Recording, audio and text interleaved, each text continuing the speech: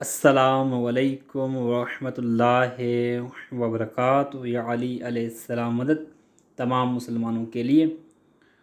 اہل سنت والے ہمیشہ مذہب شیعہ پر الزام لگاتے رہتے ہیں کہ شیعہ تحریف قرآن کے قائل ہیں، اسی لیے شیعہ حضرات جو ہیں وہ کافر ہیں، اور شیعہ کتابوں میں علماء شیعہ نے بیان کیا ہے کہ ہم شیعہ تحریف قرآن کے قائل ہیں۔ یہ الزام اکثر اہل سنت والے لگاتے رہتے ہیں، کیونکہ اہل سنت والے مذہب شیعہ کی کتابوں کو پڑھتے ہی نہیں ہیں اچھی طرح سے، تو فقط وہ الزام لگاتے رہتے ہیں اور مذہب اہل سنت والوں کو گمراہ کرنے کی کوشش کرتے رہتے ہیں۔ تو آج میں نے مذہب شیعہ کی مشہور معروف کتاب الاعتقادات کا حوالہ پیش کیا ہے۔ یہ کتاب شیخ صدوق رحمۃ اللہ علیہ کی لکھی ہوئی ہے۔ شیخ صدوق رحمۃ اللہ علیہ کا اصل نام ابو جعفر محمد بن علی ابن حسین ابن بابویہ قمی ہے، جو صدوق کے نام سے مشہور ہے، معروف ہے، جو مذہب شیعہ کا مشہور معروف عالم دین ہے۔ شیخ صدوق رحمۃ اللہ علیہ کی کتاب کتب اربعہ میں شامل ہیں۔ شیخ صدوق رحمۃ اللہ علیہ کی جو ولادت ہوئی ہے وہ 306 ہجری میں ہوئی ہے، اور شیخ صدوق رحمۃ اللہ علیہ کی جو وفات ہوئی ہے وہ 381 ہجری میں ہوئی ہے، جو مذہب شیعہ کا مشہور معروف عالم دین ہے۔ حضرت امام زمانہ علیہ السلام کی غیبت کبریٰ جو ہوئی ہے وہ 329 ہجری میں ہوئی ہے۔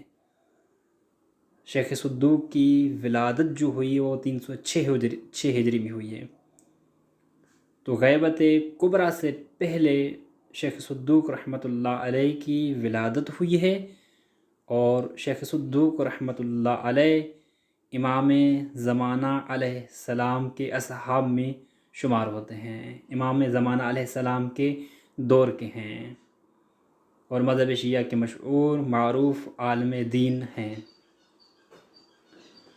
شیخ صدوق رحمۃ اللہ علیہ نے اپنی کتاب الاعتقادات میں فرمایا ہے کہ ہمارا مذہب شیعہ کا عقیدہ یہی ہے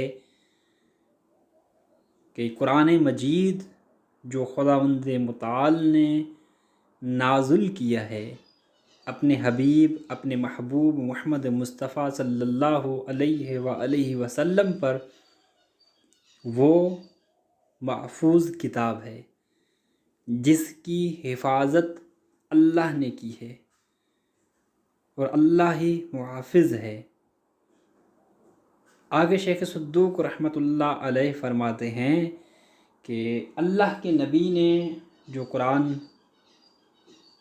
مسلمانوں کو بتایا، جو اللہ نے قرآن نازل کیا، تو وہ قرآن مسلمانوں کے دور میں اللہ کے نبی نے جو بتایا تھا وہ دو گتوں کی صورت میں موجود تھا، اور شیخ صدوق رحمۃ اللہ علیہ فرماتے ہیں ہمارے دور میں بھی وہ قرآن موجود ہے، اور وہی قرآن رہے گا جس پر مسلمانوں کا ایمان ہے۔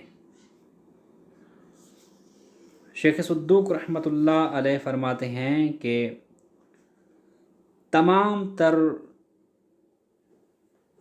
لوگ جو ہیں اس بات پر اتفاق رکھتے ہیں کہ یہی قرآن مجید ہیں جو اللہ کے نبی پر نازل ہوا، جس پر ہمارا ایمان ہے، اور جو محفوظ کتاب ہے۔ اس کے علاوہ کوئی نہ ہی کمی ہوئی ہے، نہ ہی آیات کو بڑھایا گیا ہے، زیادہ کیا گیا ہے، ایسا کچھ بھی نہیں ہے۔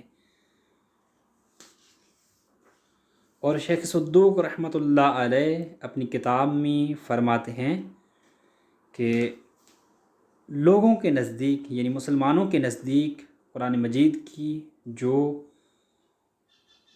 सूरत हैं वो 114 हैं।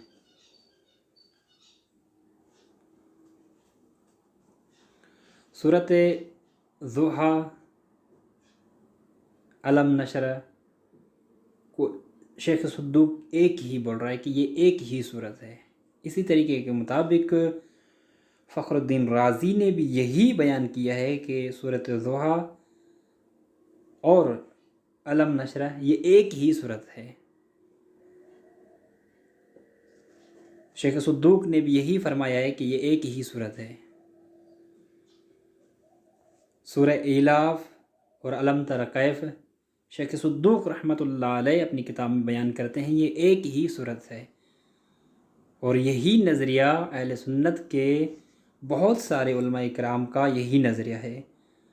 अल्लामा जलालुद्दीन सयूती का भी यही नज़रिया है। और शेख सद्दूक रहमतुल्लाह अलैह इमाम जाफ़र सादिक़ अलैहिस्सलाम का कौल लेकर आते हैं, जहाँ पर इमाम जाफ़र सादिक़ अलैहिस्सलाम ने फरमाया था कि सूरत इलाफ और अलम तरा कैफ ये एक ही सूरत है। और यही नज़रिया मज़हब शिया वालों का है और यही नज़रिया अहले सुन्नत के मशहूर मारूफ आलिम दीन अल्लामा जलालुद्दीन सयूती का है।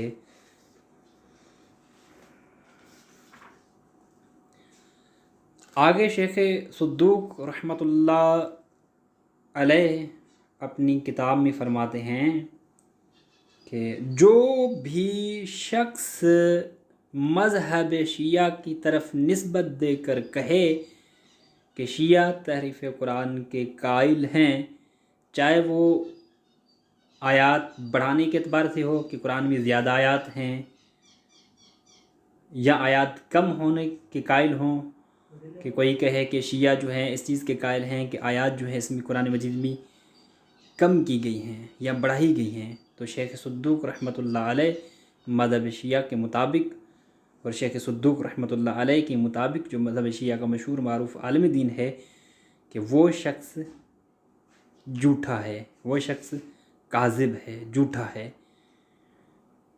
तमाम तर मुसलमानों की खिदमत में मैंने ये हवाला लगाया है और पेश किया है मज़हब शिया के मशहूर मारूफ किताब अल-इत्क़ादात और मज़हब शिया के मशहूर मारूफ आलिम दीन शेख सद्दूक रहमतुल्लाह अलैह ने फरमाया है कि हमारा यही अकीदा है कि अल्लाह के नबी पर जो अल्लाह की तरफ से कुरान नाज़िल हुआ है, जो 2 गत्तों की सूरत में है, वो कुरान महफूज है जिसकी हिफाजत अल्लाह ने की है।